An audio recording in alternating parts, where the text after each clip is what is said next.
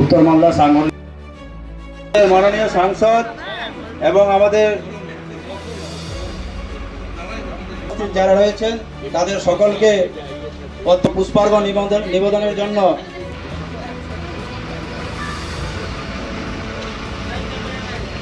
पंडित दीनदयाल जी अमर रहे, अमर रहे, अमर रहे। श्यामा प्रसाद मुखर्जी अमर रहे, अमर रहे, अमर रहे। श्यामा प्रसाद जी अमर रहे, अमर रहे। प्रणाम, लह प्रणाम। श्यामा प्रसाद मुखर्जी जी लह प्रणाम, लह प्रणाम, लह प्रणाम। श्यामा प्रसाद मुखर्जी जी लह प्रणाम, लह प्रणाम। भारतीय जनता पार्टी जिंदाबाद, वंदे मातरम, वंदे मातरम।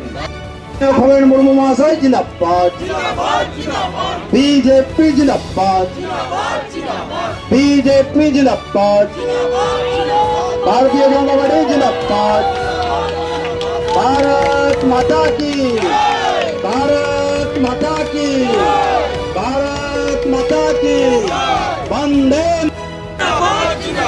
बीजेपी जिंदाबाद, भारतीय जनता पार्टी जिंदाबाद, वंदे मातरम, वंदे मातरम। बीजेपी बीजेपी जिंदाबाद, भारतीय जनता पार्टी जिंदाबाद।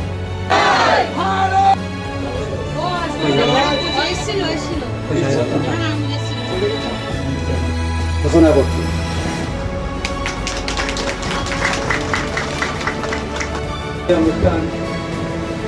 এই অনুষ্ঠানে সভাপতিত্ব করার জন্য আমাদের সকলের অভিভাবক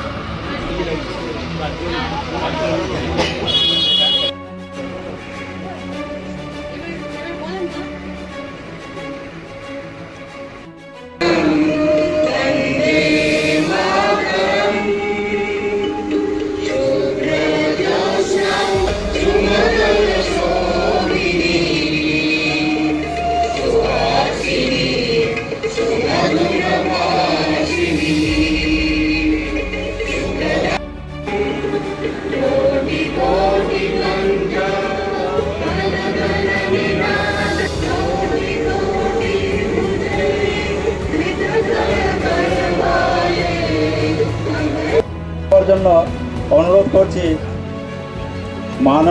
মাননীয়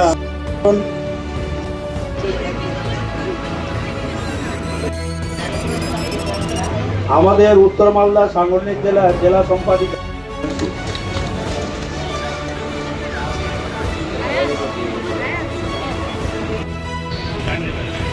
আমাদের উত্তর মালদা নির্বাচন চন্দ্র মহাশয়কে বরণ করে নেওয়ার জন্য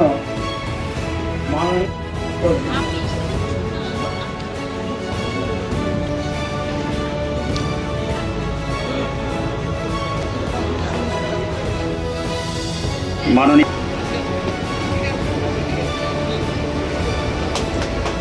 অনুষ্ঠান যাই হোক আমাদের কার্যকর্তা ওনাকে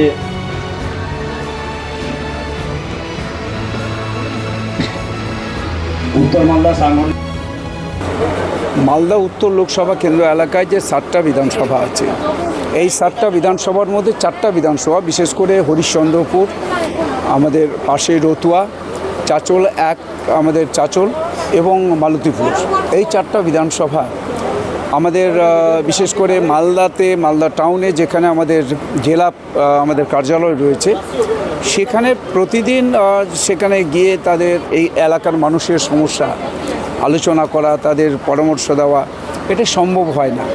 তো এর আগেও একটা করা হয়েছিল, একটা অফিস করা হয়েছিল, একটা কার্যালয় করা হয়েছিল, সেটা বেশি দিন চলেনি, বিভিন্ন কারণে সেটা বন্ধ হয়েছিল।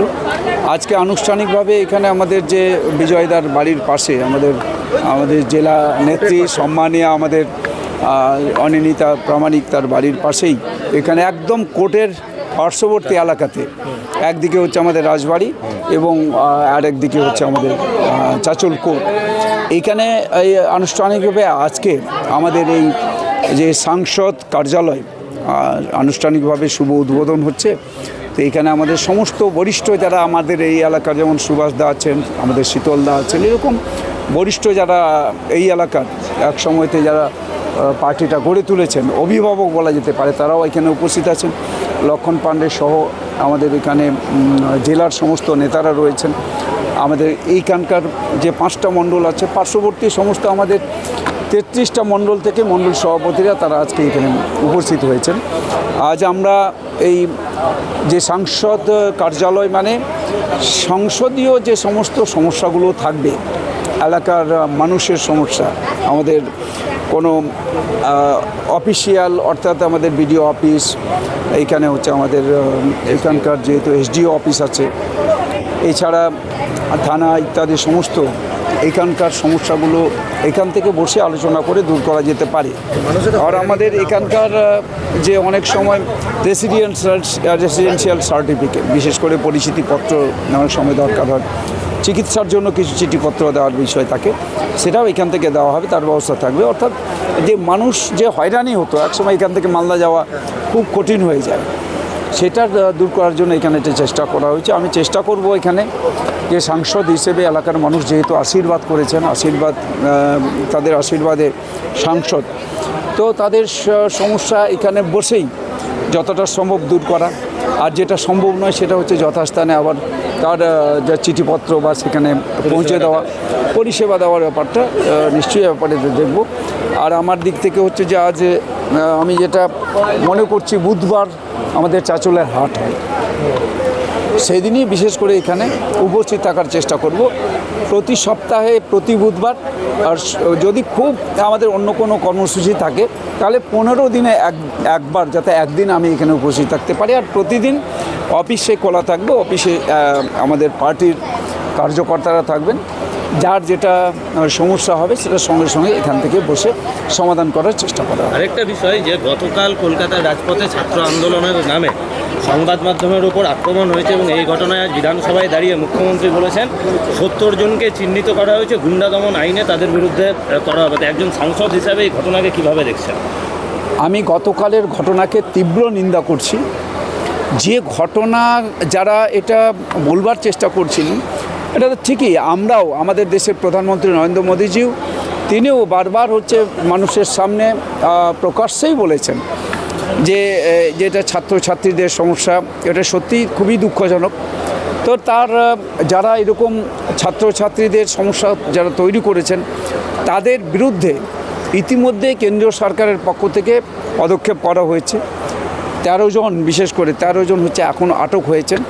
আরও যারা এর সঙ্গে যুক্ত থাকবেন, দুষ্কর্মের সাথে যারা হচ্ছে এইরকম একটা ঘটনার সঙ্গে যারা যুক্ত থাকবেন, তাদের প্রত্যেককে তাদের বিরুদ্ধে ব্যবস্থা নেওয়া হবে, এবং যেভাবে যে ব্যবস্থা নেওয়া হয়েছে, অ্যারেস্ট করা হয়েছে, ঠিক সেভাবেই তারা সবাই জেলে যাবে।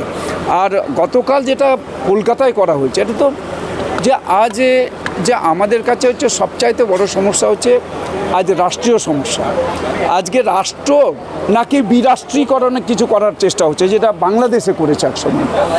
এখানে কিছু লোক যারা রাজনীতি করবার চেষ্টা করছে, ছাত্রদের চাইতে এখানে কিছু যে রাজনৈতিক দল, তারা এটাকে উস্কে এটাকে হচ্ছে আরও বেশি করে ফুলিয়ে ফাঁপিয়ে অন্যদিকে মোড় দেওয়ার চেষ্টা করছে, যেটা একসময় দেখেছিলেন যেখানে কেন্দ্রীয় সরকারের সমস্ত সিদ্ধান্তকে বিরোধিতা করেছেন যারা বিরোধিতার নামে মানুষকে ভুল বুঝিয়েছেন, তারাই আবার মাঠে নেমেছেন, আবার রাস্তায় নেমেছেন, এবং যেটা সাংবাদিকদের আক্রমণ করেছে, যেমন হচ্ছে পাথর ছুঁড়েছে, পাথর। তো এই পাথর ছোড়ার পেছনে কারা আছে? তারা কি ছাত্র? আদৌ কি ছাত্র? এখানে যাদের জমায়েত করা হয়েছিল তারা অনেকেই ছাত্র নয়, ম্যাক্সিমামটাই ছাত্র নয়। ছাত্রদের সমস্যা নিয়ে আমাদের দেশের প্রধানমন্ত্রী বলেছেন, আমরা সবাই এই ঘটনার নিশ্চয়ই এটাকে আমরা সাপোর্ট করছি না। নিশ্চয়ই ব্যাপারটা হচ্ছে দেখা হচ্ছে, সরকারের পক্ষ থেকে পদক্ষেপ করা হয়নি তা নয়, কেন্দ্রীয় সরকার পদক্ষেপ করেছে। তো এই গুন্ডামি কেন? তাহলে গুন্ডাদের বিরুদ্ধে তো অবশ্যই আমাদের রাজ্যের মাননীয় মুখ্যমন্ত্রী সম্মানীয় শুভেন্দু অধিকারী মহাশয়কে আমি ধন্যবাদ জানাবো, কৃতজ্ঞতা জানাবো যে তিনি এইভাবেই যেটা বলেছেন 70 জনকে চিহ্নিত করেছেন। আরও যারা আছেন এর সঙ্গে যারা যুক্ত আমি মনে করি তাদেরকেও চিহ্নিত করা হবে এবং তাদের বিরুদ্ধে যে ব্যবস্থা করা, ইতিমধ্যে গুন্ডা দমন আইন আমাদের রাজ্যে এখানে যেটা পাস হয়েছে, সুতরাং গুন্ডা দমন আইনে এগুলোকে তাদের হচ্ছে উপযুক্ত শাস্তি দেওয়ার ব্যবস্থা করা হোক।